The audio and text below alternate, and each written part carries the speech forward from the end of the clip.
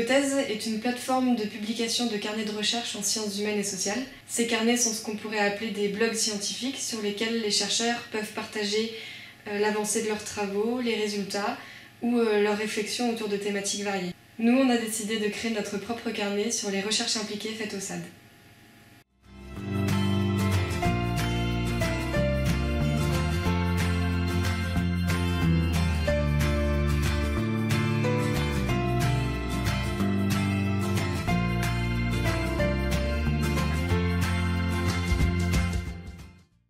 En fait, l'idée au départ, c'était de parler des recherches du département autrement.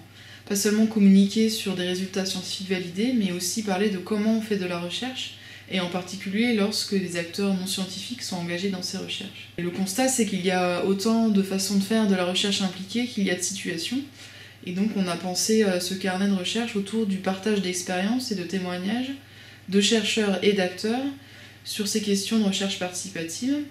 Et on a pensé que c'était un bon moyen de développer ces pratiques et en même temps d'ouvrir un espace de réflexion sur ces recherches.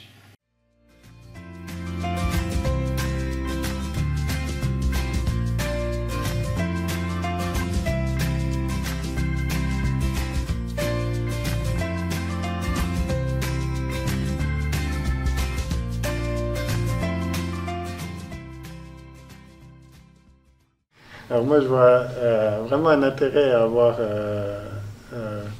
un support de partage d'expériences, de travail avec les acteurs, parce que bon, moi mon expérience elle est principalement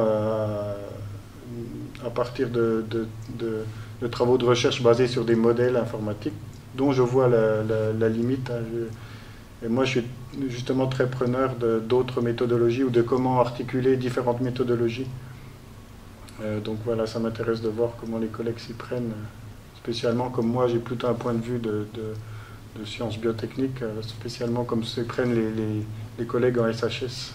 Je pense qu'il y a un vrai besoin de mutualiser ces expériences, parce que on se rend compte, nous qui avons déjà participé à de telles démarches, qu'on est beaucoup sollicités par des collègues qui sont en attente de conseils sur comment faire ou comment s'y prendre. Comme c'est beaucoup de sollicitations, on n'a pas le temps de traiter chacune de ces sollicitations correctement. À ma connaissance, dans nos champs d'agriculture et de la zootechnie, j'ai pas en tête d'endroits où il y ait des vidéos sur ces partages d'expériences. En fait, on trouve des bribes d'informations dans les articles scientifiques, mais c'est jamais le cœur du papier, donc on va pas trouver des choses vraiment très utiles pour faire, en fait. On a des choses pour conceptualiser, mais pas vraiment pour faire.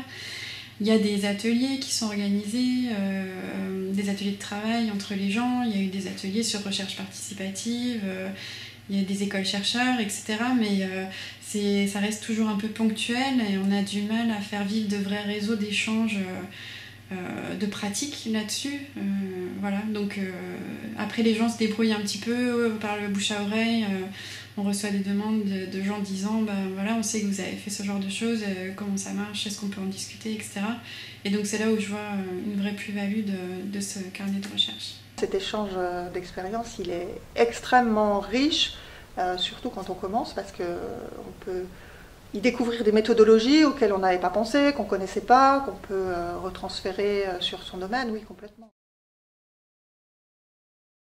Une des pistes, c'est aussi de donner une dimension participative à ce projet et d'impliquer les chercheurs dans la poursuite de ce carnet de recherche. On réfléchit à quelle forme ça pourrait prendre, si ça peut être des événements récurrents sur cette thématique ou des reportages ponctuels. Et si on profitait de l'AG pour en discuter ?